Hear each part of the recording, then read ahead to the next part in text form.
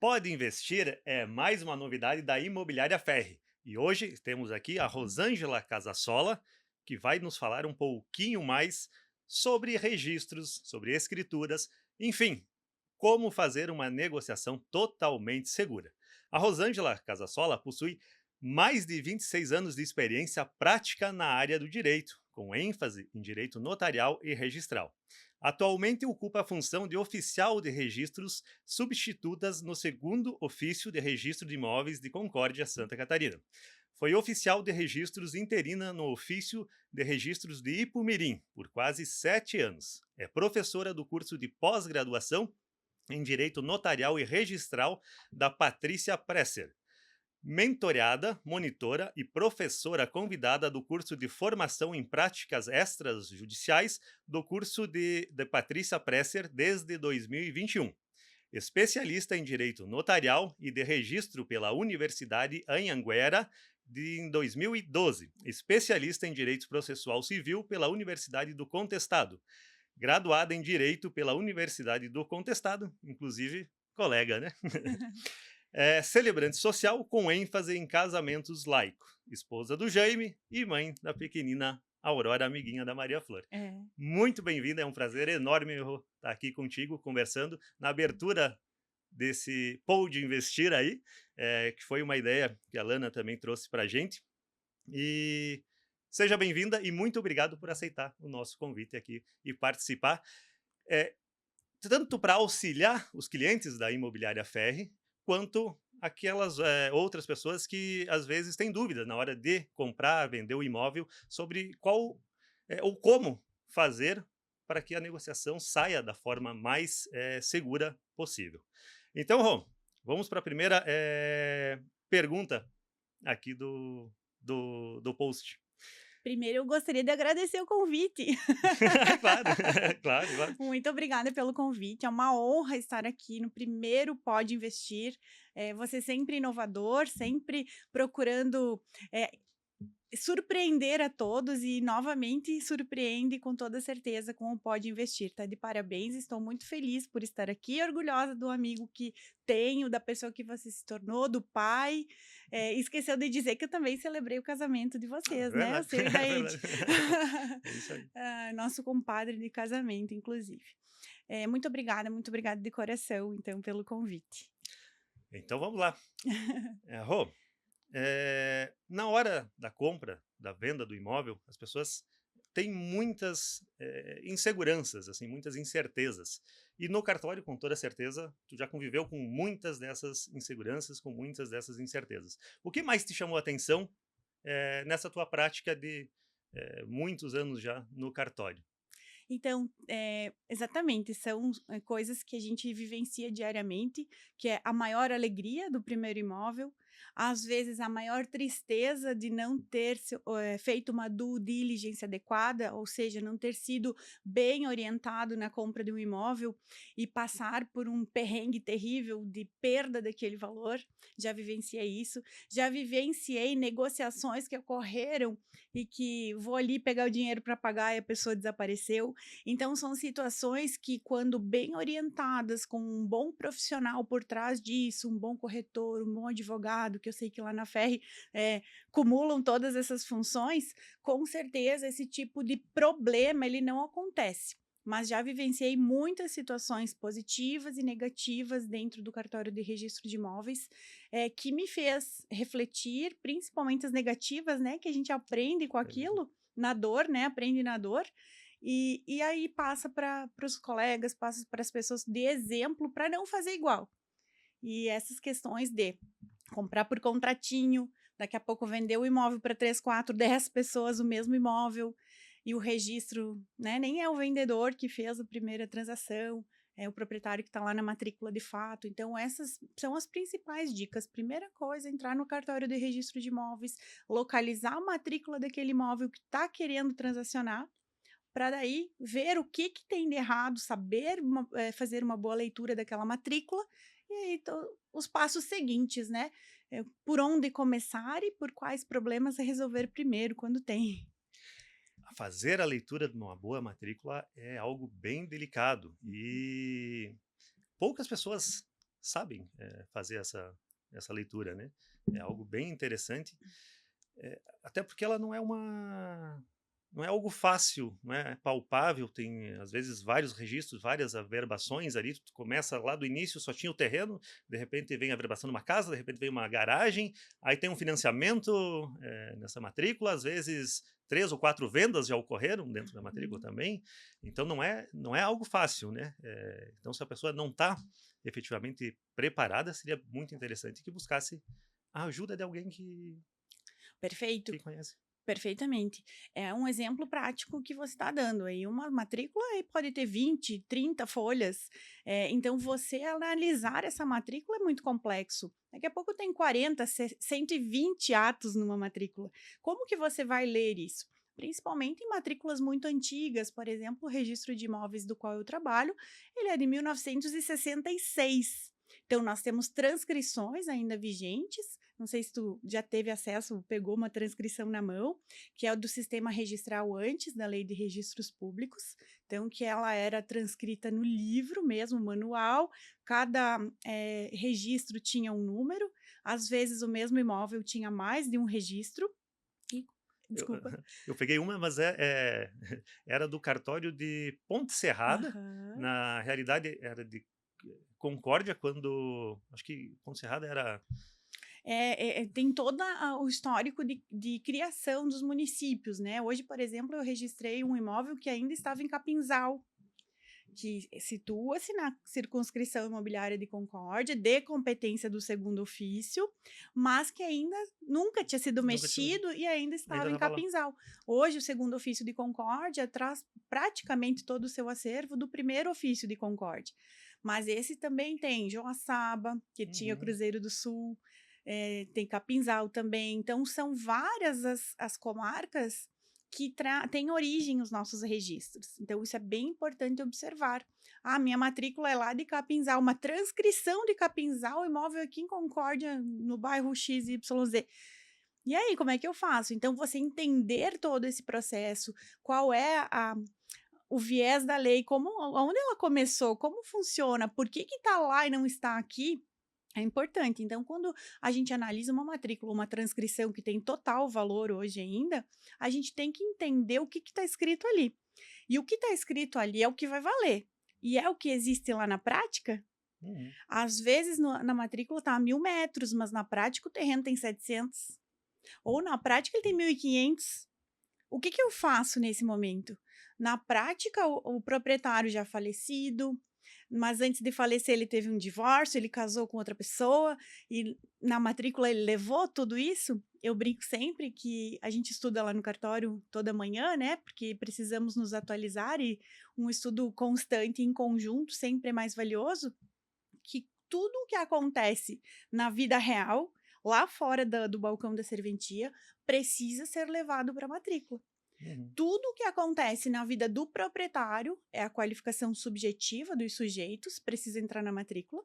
Então, ele casou, ele separou, ele faleceu, ele quis doar o imóvel, aí já vem os atos de registros mais complexos, ou com o imóvel, então a qualificação objetiva do objeto.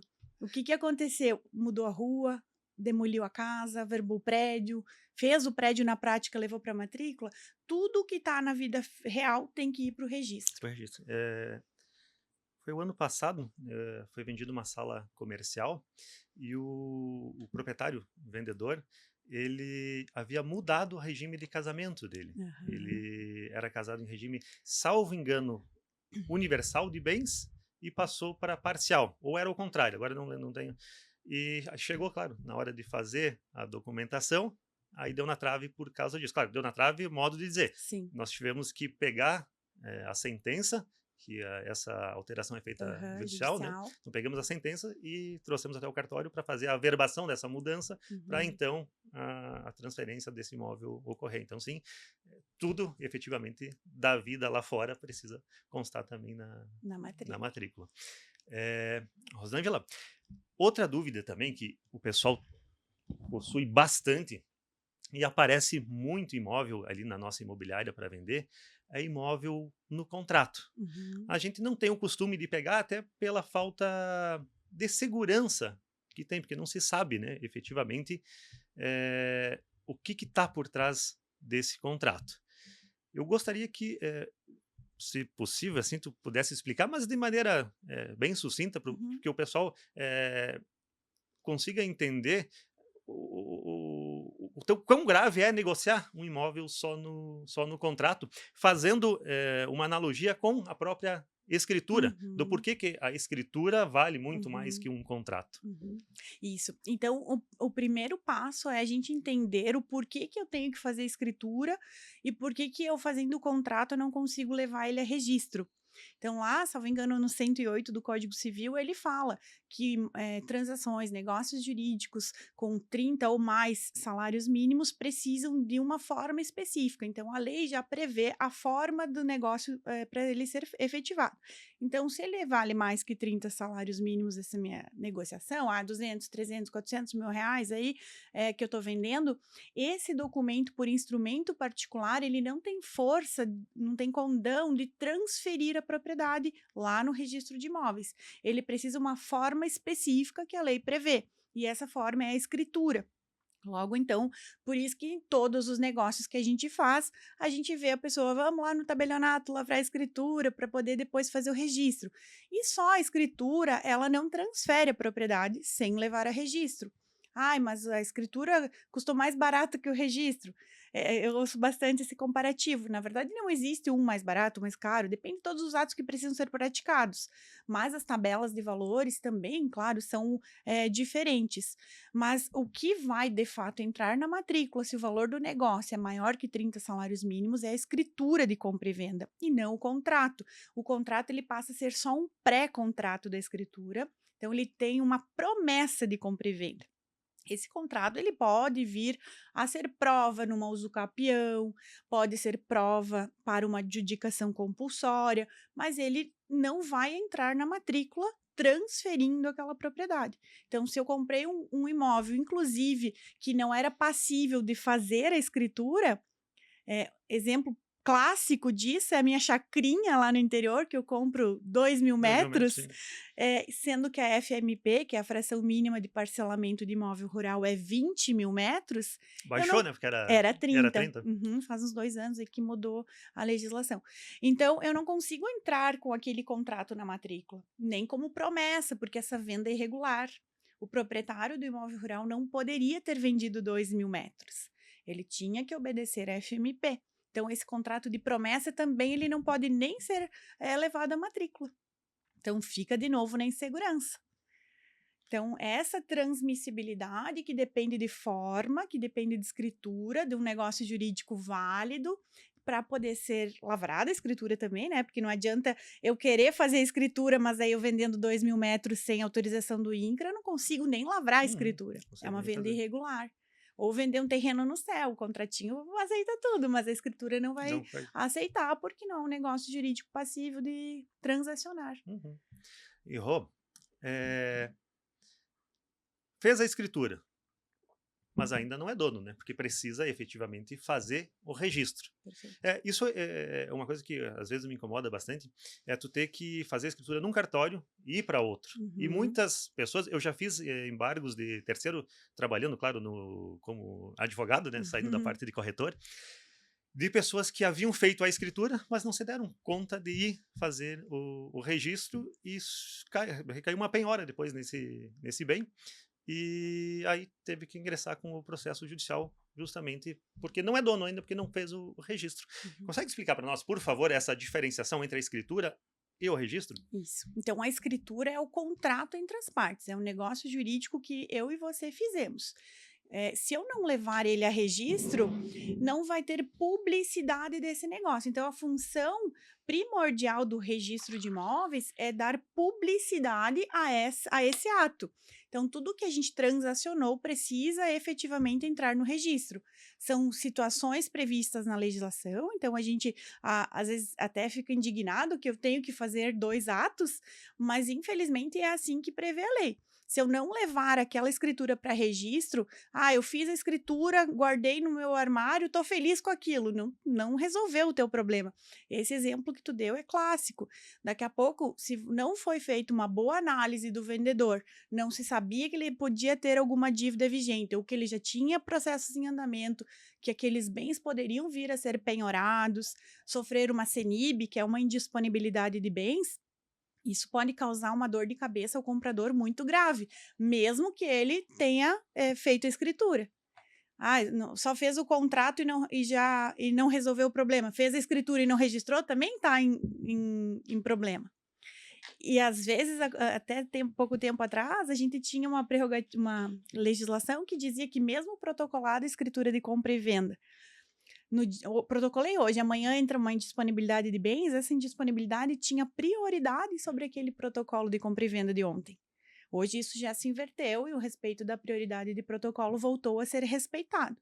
Protocolou primeiro, registra a escritura de compra e venda se essa CENIB entrou depois. O que é justo. O que é correto, obviamente. Eu acho que teve um lapso aí bem complicado de insegurança jurídica, que às vezes a gente, por desconhecimento, nem tinha noção do perigo que corria mesmo com a escritura dentro do registro de imóveis. Então, tem toda uma prioridade de protocolos. Então, o que vai, de fato, transferir a propriedade é o registro. Então, não adianta lavrar a escritura e deixar engavetada por um ano, fazer 2 o quadro anos. Da escritura ali não quadro, tá valendo. Exatamente. O quadro que tem que ser feito é da matrícula do registro daquela escritura.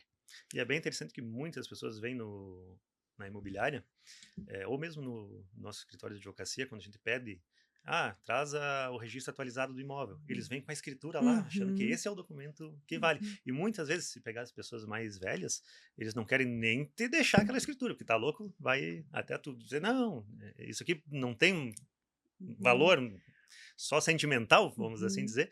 A gente precisa de uma certidão ali do registro dessa escritura, até convencer eles que é assim, é bem difícil. A atualizada, né? Para que atualizada? Sim, porque se eu transacionei o imóvel amanhã, já pode cair no registro de imóveis e dali a pouco já está registrada outra coisa, eu tenho uma penhora, ou tu averbou a construção e não está naquela certidão que tu tinha antiga. Preciso saber se tu casou, se tu não casou, se tá na tua matrícula. Então, a importância de ser atualizada. E esse sentimento de que se eu tenho a escritura e se alguém roubar ela de mim, ou se eu perder, eu vou perder o imóvel, vem muito da questão histórica do registro Torrens, que ele ainda é vigente hoje no país para imóveis rurais, mas no passado, quando não se tinha esse formato do sistema registral, se tinha o registro Torrens. Então, quem portava o documento provava a propriedade. Não estava em nome do de Israel. Quem portava aquele documento da terra XYZ é que era, de fato, o proprietário do imóvel. Não podia se perder aquilo. Pode investe muito mais do que um podcast de já tá história, conhecimento, olha aí que muito legal. Gerais. Muito, muito bacana. E, Rô, outra dúvida que o pessoal sempre tem é quais os documentos mais importantes que eu devo buscar quando eu estou comprando o imóvel, para eu não entrar numa fria. O que eu devo buscar? Consegue dar 5 documentos mais importantes ou a lista é maior? Pode ser até maior. Aí que vem aquele due diligence que eu falei lá no início. É fazer uma análise profunda com relação ao imóvel e ao proprietário. E aos proprietários anteriores também. Então, toda vez que a gente pega uma matrícula, nós vamos analisar quem são os proprietários, tirar todas as certidões negativas, federais, estaduais, tributárias, porque a gente nunca sabe aonde está o problema. Daqui a pouco esse proprietário está com a matrícula limpa, não tem uma penhora, não tem uma CENIB, mas ele está com uma execução fiscal que pode vir a estourar nesse imóvel. Então, eu tenho que me precaver de tudo isso. Eu descubro aí que daqui a pouco a pessoa é devedora em vários processos, que ele deve para a Receita Federal, que tem dívidas com o fisco, então eu já vou me resguardar. Vou pôr um pé atrás. E será que vale a pena eu adquirir esse imóvel?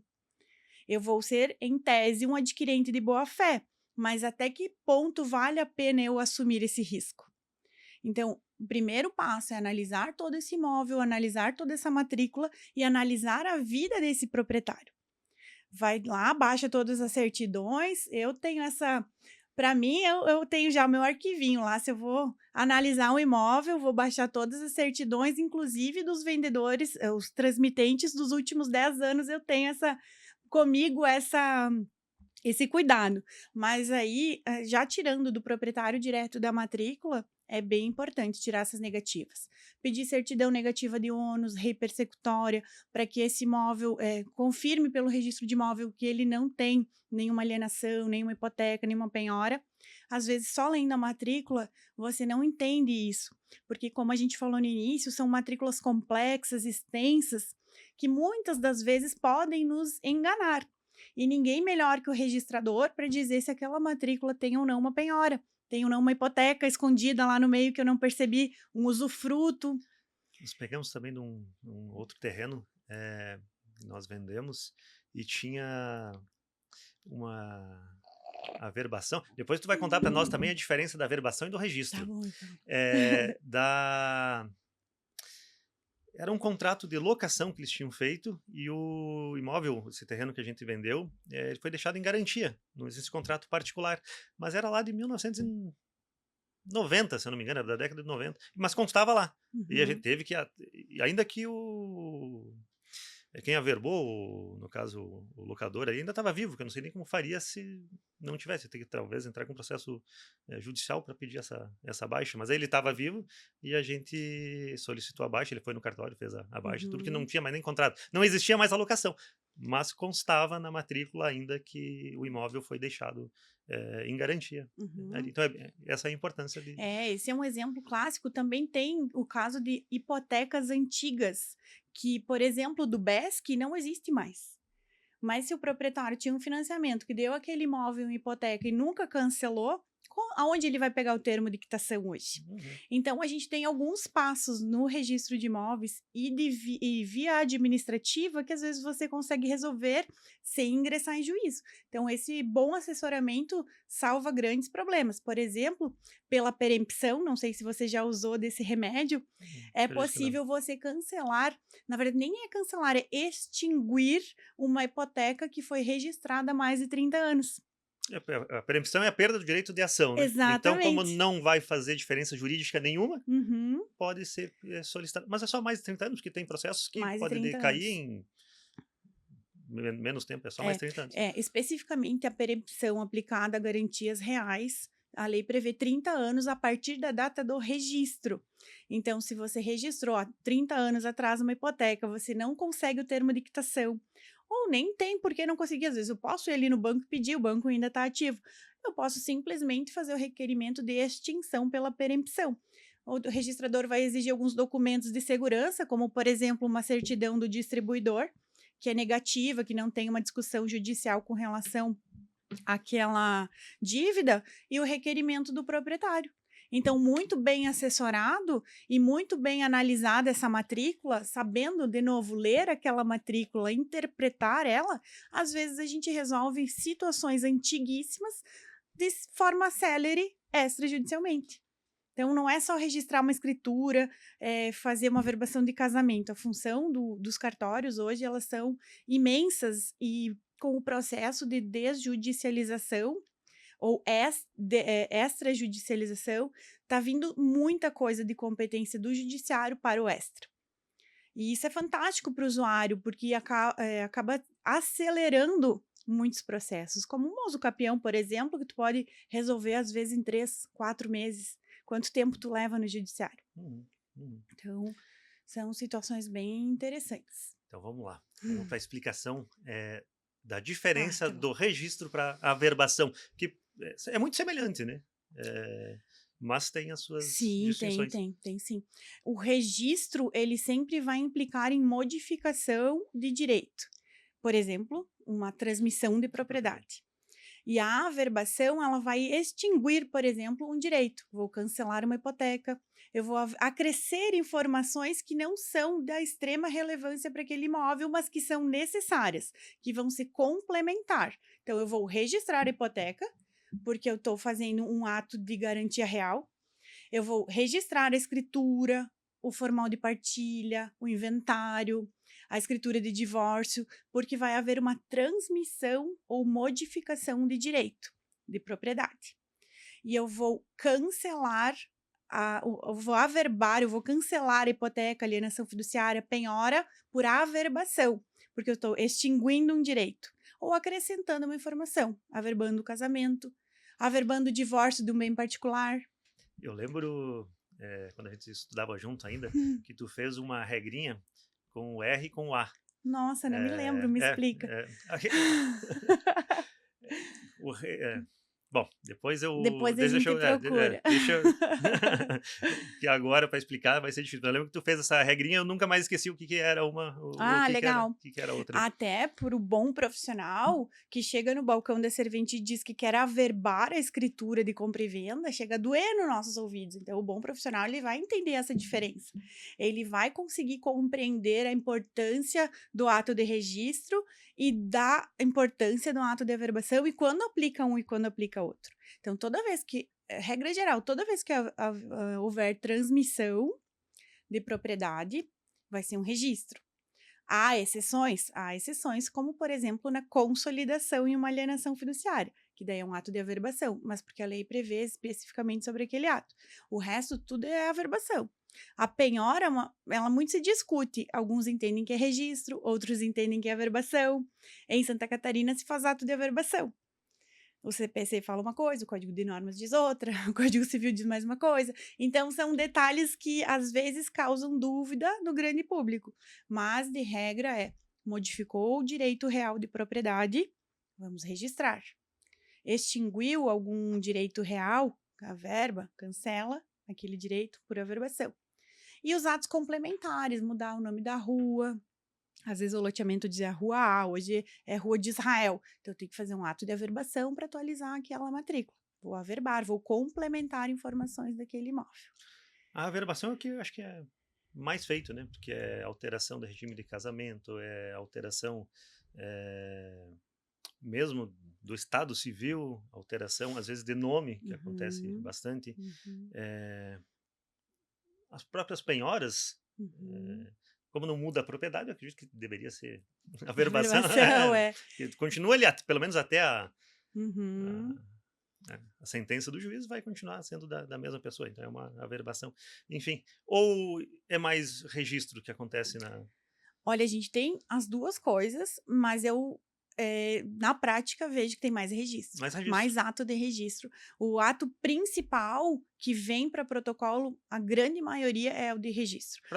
Da compra e venda? Da compra e venda, da alienação fiduciária, da cédula que deu aquele imóvel em garantia hipotecária. Agora que está se liberando recursos, que encerrou o ano safra, começou o novo ano safra, por exemplo, está se liberando recursos, então vem muita cédula de crédito bancário, cédula rural hipotecária, pignoratícia, então muito mais ato de registro e, consequentemente, ali no meio sempre acaba tendo uma atualização que o proprietário deixou de fazer nesse período todo, ele só foi vivendo e aí chegou na matrícula agora para fazer aquela hipoteca, aquela alienação. Então, aí vai precisar talvez averbar um casamento, atualizar os dados da cônjuge, porque muito no passado se constava apenas casado com a Maria.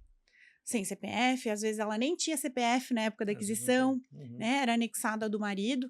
Então, agora a gente precisa atualizar todos esses dados na matrícula. Tem que dizer quem é a Maria, qual é o CPF, a profissão, onde é que ela mora. A matrícula precisa ter todos esses dados de individualização dela. Então, isso vai acabar acarretando aí no ato de averbação por tabela naquele registro principal. Mas temos tido muito mais protocolo de ato de registro no momento. E na questão, na hora da compra e venda, já tem vasta experiência, assim, quais são os maiores erros que as pessoas cometem na hora de comprar e vender um imóvel? É não analisar a matrícula do imóvel, é não pegar a matrícula do imóvel atualizada e conferir o que tem ali. Eu acho que, na visão do registro, me parece que essa falta, apenas a confiança, não basta mais. Precisa olhar o documento, precisa analisar a fundo tudo aquilo. Eu acho que o maior erro que alguém está adquirindo um imóvel hoje é não, de fato, analisar a matrícula do imóvel. Ali é a certidão de nascimento, de casamento daquele bem. Então, precisa analisar tudo aquilo e ver o que tem ali para ter certeza e segurança do que está fazendo. Às vezes está comprando imóvel, na prática tem uma casa lindíssima e uma piscina maravilhosa, mas no registro de imóveis tem apenas um terreno sem benfeitorias. E aí, quais são as consequências disso? Quanto eu vou gastar para averbar aquela construção? Estou comprando um imóvel de 1 milhão, mas que na prática eu vou gastar quanto para averbar aquela construção? Então, esses detalhes precisam estar bem atentos ao adquirente e Até ao corretor para ele informar isso, informar. as duas partes, né? Tanto o vendedor, talvez ele não sabia que ele precisava fazer tudo isso, e é pego de surpresa naquele momento, quanto o adquirente, para não ter mais surpresas lá na frente. Ah, não, aceito comprar sim. Mas aí quanto ele vai gastar para regularizar aquele imóvel? Às vezes adquirir sem fazer retificação, aí não tem aquela metragem, não tem, ou é muito maior ou é muito menor, e não consegue, às vezes, de plano, regularizar judicialmente. E é por isso que na Imobiliária Ferri, quando a gente coloca à venda um imóvel, a gente já pede a certidão atualizada do imóvel. Às vezes as pessoas não querem trazer, às vezes trazem aquela antiga ou mesmo a escritura e a gente se sai até meio por chato. Não, tem que ser atualizada, porque a gente precisa saber o que a gente está vendendo. Se está a casa averbada, Isso. se tem alguma irregularidade, se tem alguma penhora, se tem algum registro que vai fazer a diferença na hora de comprar ou vender. Então, é um cuidado que a nossa imobiliária sempre tem, buscar os imóveis e essas informações para botar à venda o imóvel já regularizado, até porque a casa não está averbada. Daqui a pouco precisa apresentar um projeto já na prefeitura. Quanto é que vai custar pagar um profissional, um engenheiro, para fazer esse projeto? Aprovar na prefeitura. Às vezes o projeto vai o fiscal, a casa não está de acordo também, vai ter que desmanchar uma parte, seja porque invadiu um pedacinho do vizinho ou tem uma janela no lugar errado. Quanto isso vai custar para fazer essa reforma também? Então são vários detalhes, né? E a Que CND do INSS, né? O a quanto, CND do se não INSS, claro. conseguir a decadência, quanto isso vai custar, né? Para regularizar aquele imóvel. É bem importante ter todos esses dados. Um exemplo prático que eu vi outro dia também é o adquirente comprou o imóvel separado de fato. Separado de fato, ele é casado ainda, se ele não divorciou. E ele constou lá como adquirente casado. E aí? Como faz? E agora ele vai divorciar, vai partilhar aquele imóvel? Era recurso dele, mas ele não constou essa informação quando ele adquiriu. Então, como que ele Olha o vai detalhe. vender? E aí, qual é a relação que hoje ele tem com a ex-cônjuge? Ela vai dar anuência? Ela não vai dar anuência? Uhum. Pensando, obviamente, no regime legal ou num regime que dependa da anuência do cônjuge.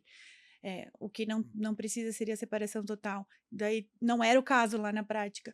Como que vai se resolver essa problemática? Uma coisa que parecia tão simples pode causar um grande transtorno aí de meses, de anos para se resolver. E olha a responsabilidade do Do corretor. corretor. Que o corretor tem que avisar toda Uhum. essa situação. O corretor tem que estar atento, não é só simplesmente vender o imóvel.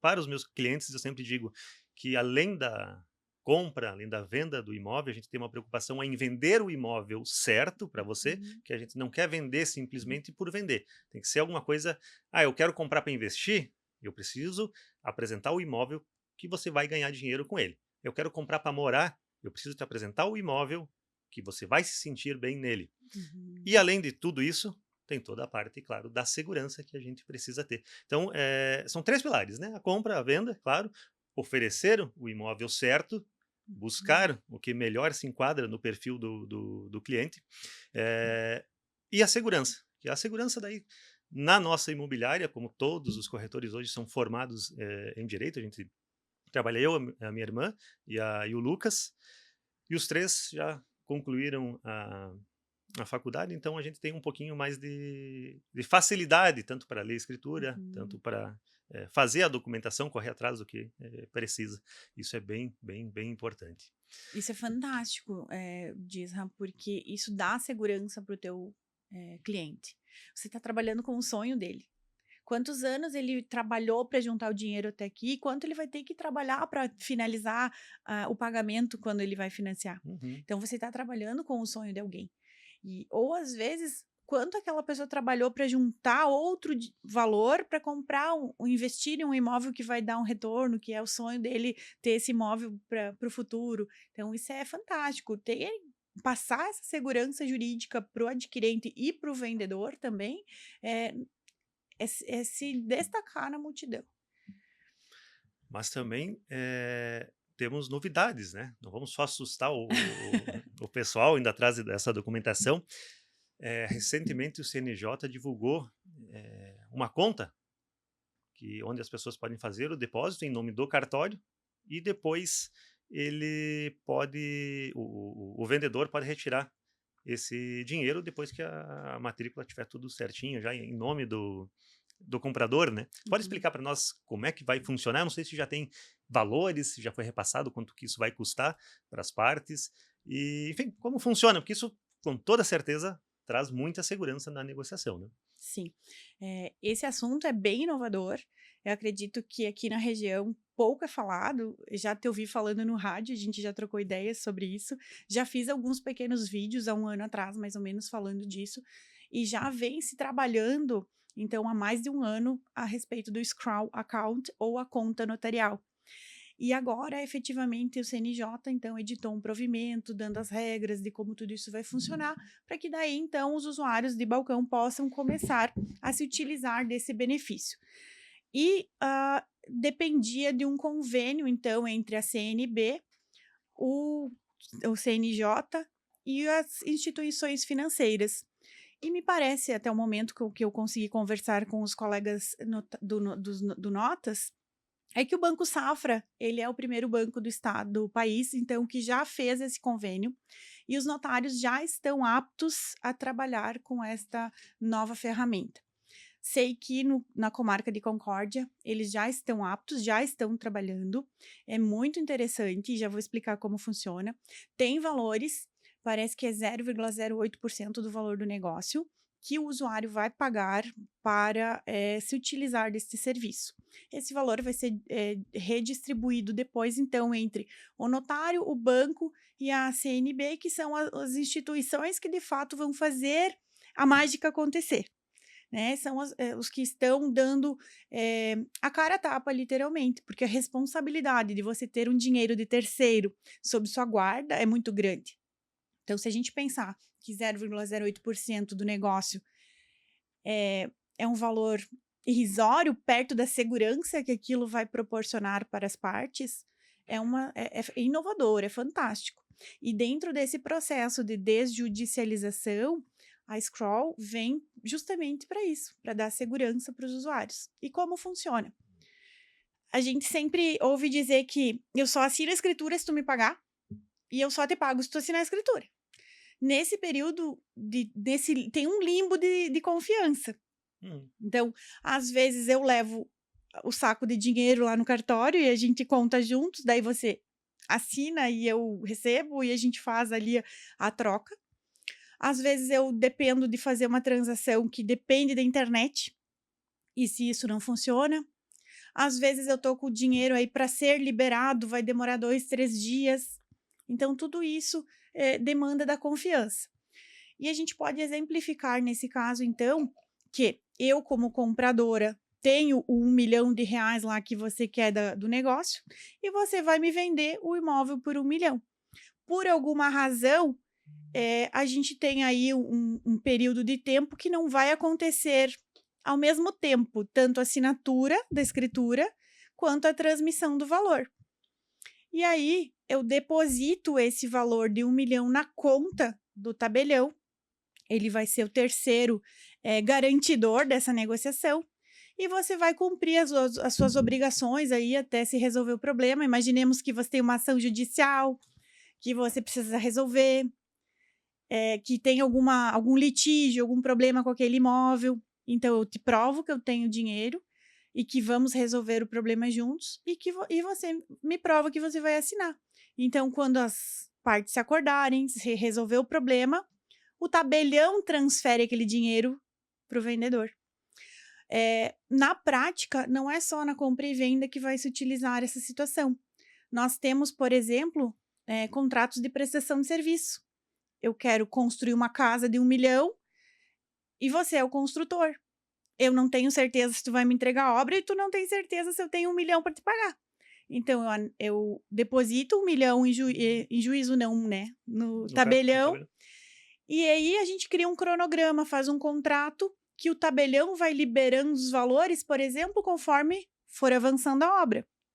Então, você cumpriu a primeira fase do cronograma, ele libera para ti o valor, ele lavra uma ata notarial que foi feita a vistoria, que as partes concordaram, e você recebe o valor X acordado nessa primeira fase. E assim sucessivamente, até se findar aquele negócio. Então, fica bom para todo mundo sabe que vai receber as coisas contratadas, e se no decorrer do caminho der algum problema, a gente distrata.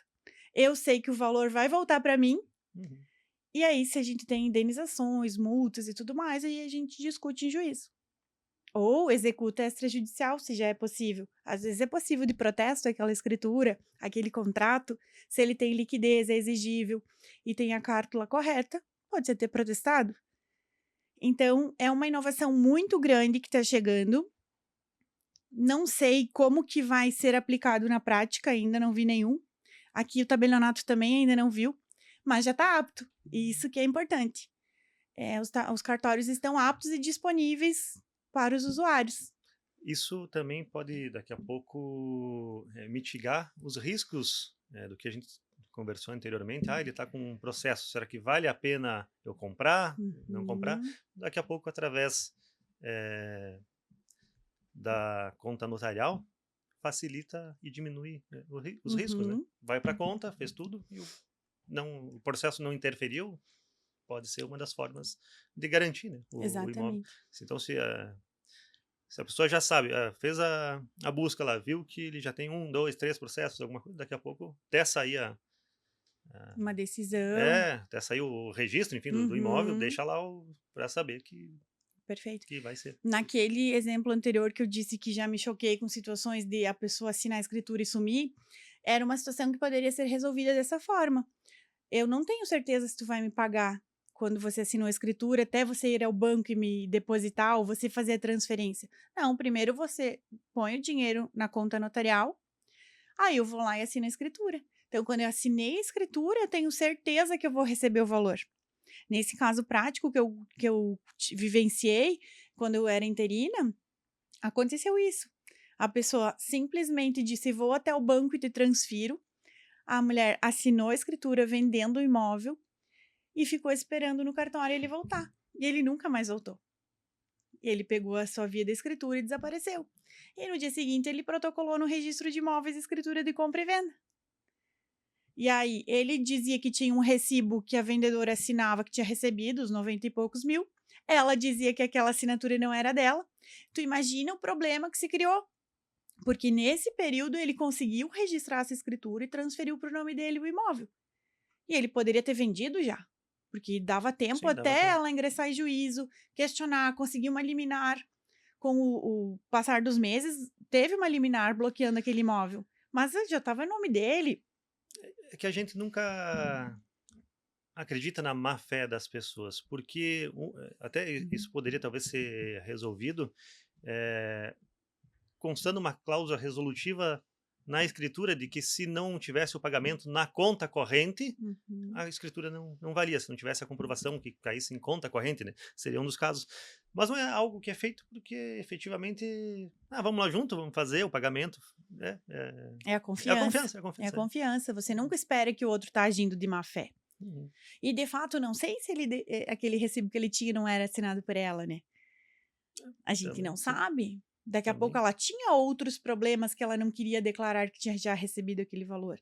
Então é complicado, porque ninguém teve segurança naquele ato ali. Se o tabelião tivesse intervindo, recebido o valor e ninguém mais transacionado aí, ela vendedora assinado, esse terceiro imparcial transferindo o valor para ela depois, que era a vendedora, resolveria o problema. Agora, uma condição resolutiva, o que a pessoa pensa primeiro? Quanto que vai me custar no registro de imóveis? Uhum. Depois eu tenho que ir lá cancelar aquele negócio. Então, vai ser muito caro depois. Já começa a fazer contas, mas não Sim. pensa na segurança. Uhum. né? Sim, tem tudo isso. Tem tudo isso que na hora da emoção, tô feliz, tô vendendo, outro tá feliz que tá comprando, não se pensa em tudo isso. Por isso que o corretor imparcial é importante também e bem orientado, né? Que aí ele pode ajudar, assessorar melhor nas ideias, nas resoluções, evitar um conflito. E evitando um conflito, se ganhou anos de vida, né? É uma coisa que a gente aprendeu na faculdade, né? Que o brasileiro, contrário a outros países do mundo, gosta muito do conflito, né? Uhum. Quando em qualquer outro lugar busca sempre uma orientação antes de fazer o negócio para não dar o conflito lá na frente. O brasileiro não, ele busca só o advogado ou a orientação do profissional habilitado depois que já quase não tem o que fazer assim. Chega no escritório e, doutor, preciso de um milagre. Eu não sei de onde é que vem essa. Eu acredito, na minha ideia, é que a justiça no Brasil é muito barata. Pode E ser. também é gratuita, né? Uhum. Então as pessoas, para que eu vou pagar hoje para ser orientado, se depois eu posso buscar a justiça e ela vai ser gratuita para 60 ou 70% dos brasileiros que recebem 2 salários mínimos, até isso. Então, eu acho que isso faz com que não se busque uma orientação prévia antes de fazer qualquer negócio. É verdade. E é um erro bem, bem grande. Mas aí, se a gente levar isso, é meio enraizado e cultural. Porque na faculdade de direito a gente não aprende outra coisa a não ser judicializar. Tu lembra de ter tido direito notarial e registral na Não faculdade? tivemos. Hoje se tem matérias exemplificativas, assim, vai lá, alguém dá uma aula extra, mas não é uma cadeira, ou é uma cadeira online. Embora que a gente pegou no final da faculdade, não, acho que foi até depois que começou a É. extrajudicialização, uso capião, o Uhum, próprio uhum, divórcio. uhum. Nós pegamos ainda a fase que tinha que fazer a separação Isso. judicial e Esperar depois 2 anos. e depois o divórcio. Então, evoluiu muito de Muito. tempo para cá e a gente nem é tão velho assim, né? É 2009 que a gente Pelo se amor de formou. Deus. Evoluiu bastante essa questão. Evoluiu muito. Por isso da importância e da divulgação do extrajudicial. Hoje, o extrajudicial é extremamente moderno. Nós temos estudos comparando o direito registral brasileiro com o americano. E é um estudo bem profundo, da doutora Bianca, que é registradora em Joinville. Ela passou um tempo nos Estados Unidos e imergiu num cartório de lá. E a gente consegue ver, assim, a diferença gritante. Ah, cartório só tem no Brasil. Essa frase, ela é muito ridícula, ultrapassada. Cartório tem em mais de 100 e poucos países. O nosso sistema, por incrível que pareça, é um dos mais modernos e avançados do mundo e de maior segurança jurídica. E comparando a valores, ele é muito mais barato que o americano. O americano ele é mais um arquivador de documentos, como acontece hoje no RTD aqui no Brasil, que é o Registro de Títulos e Documentos. Tu arquiva lá a música, tu arquiva lá o contrato. E o registro de imóveis, não. No Brasil, você passa a ter o direito real sobre aquilo que foi registrado. Então, tu tem uma segurança jurídica daquilo. Você tem formas, a lei prevê como que tem que ser, por isso que dá escritura, por isso que tem que ter o registro bem direitinho, diferente do que acontece nos Estados Unidos. Analisa aquele contrato se tem o tamanho de letra certo, se está no papel correto, se está assinado, se tem data. Pode ter vendido de fato o terreno no céu, ele vai arquivar. Hoje tu tira uma certidão em 4 horas no sistema online ou no balcão do cartório, tu tira na hora. Nos Estados Unidos, para você fazer o levantamento histórico do imóvel, tu precisa semanas, porque não tem uma matrícula que tem todo o histórico do imóvel ali. Ah, tu me disse, tem 4, 5 atos de registro na matrícula no início, tu me disse. Ali é a segurança jurídica do sistema registral. Tu consegue entender tudo o que aconteceu com a vida daquele imóvel na matrícula. Nos Estados Unidos, tu não tem isso. Então, a gente tem essa síndrome de dizer que tudo que é nosso não é bom. Muito pelo contrário, acontece no direito notarial e registral brasileiro. Nós somos um dos mais modernos. E muitas coisas. Eu sou um defensor aqui dessa pátria amada, gosto muito do Brasil. Eu também. E por gostar também de viajar para conhecer, quanta coisa a gente está avançadíssimo, Avançado. avançadíssimo. É uma pena que, infelizmente, a política não deixa a gente avançar mais, às vezes Uhum. é interesse efetivamente que não deixa a gente avançar mais. O debate agora é inteligência artificial. Uhum. O Brasil nem está debatendo já. Bom, Já China, está Estados Unidos já estão usando. usando, já estão, e nós não temos nenhum polo, a gente não Sim. tem estudos para nada. É uma pena que tenha essa briga, parece que as coisas não andam, mas não fica o registro, não é só cartorial, assim, é muita, muita, Uhum, muita, muita coisa que o uhum, Brasil está muito à frente de muitos países. uhum, Eu tenho certeza, é o país do futuro, já porque a gente está muito adiantado em muita coisa, e faltam, são detalhes. Tem muita gente lá fora que a gente quer que ainda a gente seja explorado e coisa e tal, e muitos interesses particulares também que não deixam o país crescer. Mas, nossa, como é bom você ir para fora, em países já que se dizem primeiro mundo, e ver algumas coisas que acontecem e diz, nossa, como o Brasil está melhor. tá melhor. E não é um país, não é dois, são vários assim que eu já visitei que Uhum, dava para trazer exemplos com toda certeza. E agora tu me trouxe do cartório, então, sim, que é muito melhor que o próprio americano, que é um exemplo, né, exato. para muita coisa. É verdade. Não, hoje a gente consegue lavrar uma escritura, estando o comprador num país e o vendedor em outro, desde que eles estejam vinculados ao e-notariado.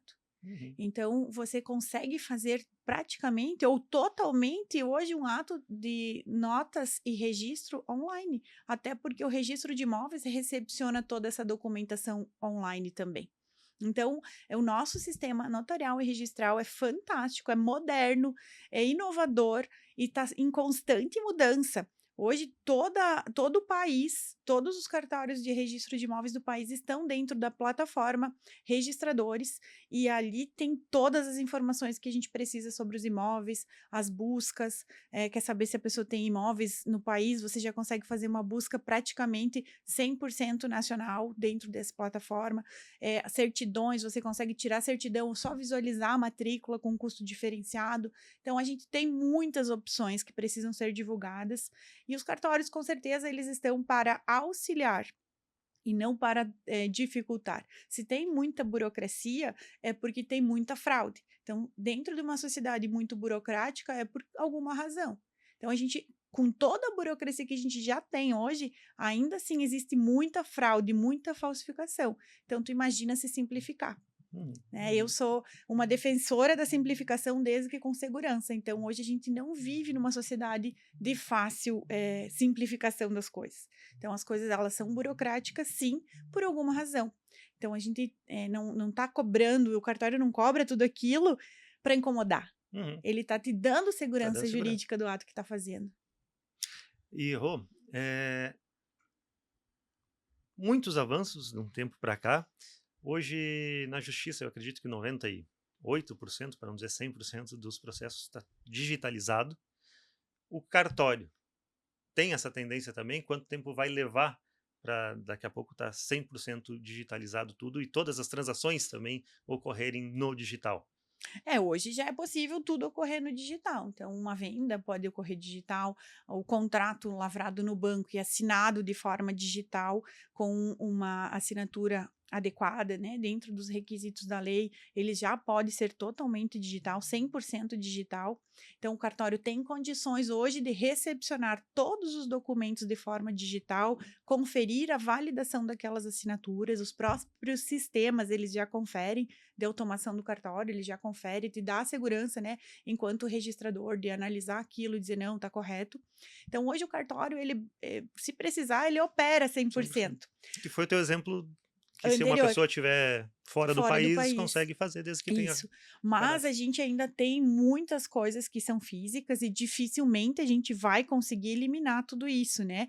Porque são anos e anos de história. Se esse cartório tem 60 anos, aqui nós temos o primeiro ofício muito mais antigo, lá de 1940, nós temos atos muito mais antigos. Então, eliminar essa história nunca vai acontecer, eu espero, né? Mas vai se transformando. Hoje já é possível termos matrículas 100% digitais. É um próximo passo, quem sabe, do segundo ofício, de já não imprimir mais a matrícula, assinar digital, praticar os próximos atos da física já por meio digital. Então, são inovações que eu não posso te prever uma data, mas que já há todo um movimento para que isso tudo se torne digital, Uhum. até por uma questão ambiental, né? De preservação, utilização de menos papel. Isso tudo vem a calhar nessa questão ambiental que a gente está vivendo. Então, os cartórios já trabalham com essa mentalidade. Mas se a gente precisar praticar 100% atos digitais, todas as serventias do país já estão aptas. Isso é um regramento do próprio CNJ, uma exigência do próprio CNJ. Tanto que hoje, para buscar qualquer escritura em qualquer lugar, a gente pode fazer pela internet e vem, Uhum, né? Vem a exato, resposta já pela internet. perfeito. Rô, para nós estarmos finalizando, a conversa está muito boa. Eu acho que daria para Dá para continuar. se estender aí bastante. Mas 3 conselhos que você daria pensando em segurança de quem vai comprar ou vender um imóvel hoje. O que seria? Claro, eu sei que um seria, tu já ia dizer, procurar a imobiliária Ferri para Com comprar, mas certeza. mas além desses, outros 3, então. Com certeza, um bom corretor, um bom assessoramento jurídico e a confiança na leitura da matrícula. Eu acho que esses pilares são fundamentais. Talvez o usuário lá, para mim usuário, para ti cliente, ele não vai entender isso. Então ele precisa ter alguém da confiança dele, um bom corretor e sim uma boa assessoria jurídica. E também um tabelião de estimação e um cartorário de estimação aí para tirar dúvidas, que sempre vai bem. E sabe que a gente está sempre à disposição, não só para ti, para todos os usuários no segundo ofício, a gente tem essa abertura. Pode vir no balcão, marca um horário, quer conversar em particular, quer apresentar, expor uma situação, a gente está aberto a essa conversa e tem feito muito isso, esse receber o usuário, que acaba antecipando muitos trabalhos para nós. A gente explicando e a pessoa entendendo como a gente pensa e o que a lei prevê, facilita muito na juntada de documentos. Quando vem o protocolo, ele vem praticamente redondo. Então, Uhum. para nós, isso é fantástico. Auxilia muito no nosso trabalho. Então, a gente para 5 minutos, 10 minutos, conversa com o usuário, com o advogado, com o corretor, com o engenheiro que está medindo o terreno lá, o agrimensor, e Esse é outro resolve todo o problema, né? problema. Daria para falar outro podcast só Podemos, sobre a, a metragem dos terrenos ali também. adoro, tenho aula sobre isso na pós, no curso da Patrícia, tenho muito material para a gente falar disso. Inclusive, tem aquela ideia de montar o teu curso voltado para corretores. Eu quero. Vamos botar em prática isso aí, Vamos. porque vai ser muito bom para nós todos estarmos por dentro para ajudar sempre na negociação de uma forma mais segura. O que importa é o cliente estar feliz, né? Então, Exatamente. é importante que a gente se atualize sempre. Perfeito. Quanto mais a gente souber do tema, quanto mais pessoas souberem do tema, a cidade estará mais regular, estará regularizada. Uhum. E quanto mais regularizados estiverem os imóveis, é maior circulação de riqueza. Um valor de um imóvel regular contra um irregular, você sabe muito bem a diferença, né? Como é que eu vou comprar e vender um imóvel por contratinho? Né?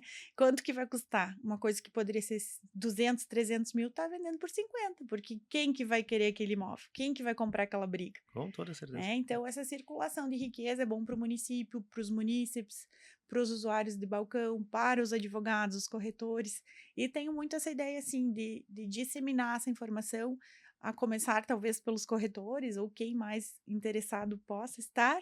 Eu Com quero certeza. começar a difundir. Advogados também. Com certeza. Mas vamos trabalhar nisso aí. Quero difundir muito isso, porque é uma coisa que eu gosto muito, é uma coisa que auxilia muito a comunidade e não pode ficar guardada atrás do balcão do cartório. Chegou a hora de nos despedirmos. Te agradeço muitíssimo por essa oportunidade, por estar explanando, tirando muitas dúvidas. Muita coisa aqui aprendi hoje também. Então, muito, muito, muito obrigado. Acredito que toda a comunidade aí concordiense, e por que não do Brasil afora, porque esse vídeo vai sair de Concórdia, com toda certeza, vai Brasil afora, vai estar assistindo e vai te agradecer por todas essas dicas. Então, é um agradecimento especial meu, da imobiliária, do pessoal da imobiliária também. E, enfim, parabéns. Obrigada. Pelo teu trabalho, todo esse esforço, e volto a dizer, a gente está ansioso pelo teu curso, nós vamos estar lá fazendo parte desse teu curso aí também. Vamos Muito, trabalhar muito obrigado. Obrigada, vida longa pode investir, sucesso para vocês, para a Imobiliária Ferri, e obrigada pela oportunidade, pelo convite. Estou à disposição. Agradeço a atenção de todos vocês que acompanharam nós no Pod Invest. Se vocês gostaram, deixa o like, compartilha com um amigo. Sabe aquele amigo que está comprando um imóvel? Compartilha esse vídeo com ele aí também, para que ele faça uma negociação totalmente segura. Nós falamos muito sobre segurança aqui, todos os cuidados que tem que ter na compra, na venda. E é um podcast aqui que nós vamos fazer mensalmente. Mês que vem tem outros convidados aqui também, e sempre pensando na segurança, na valorização patrimonial, porque a Imobiliária Ferri pensa sempre em você, amigo cliente. E esse podcast é para você se sentir muito mais seguro. Imobiliária Ferri está sempre buscando inovações, está sempre buscando com que o amigo cliente sempre faça o melhor negócio e com segurança. Até o próximo podcast.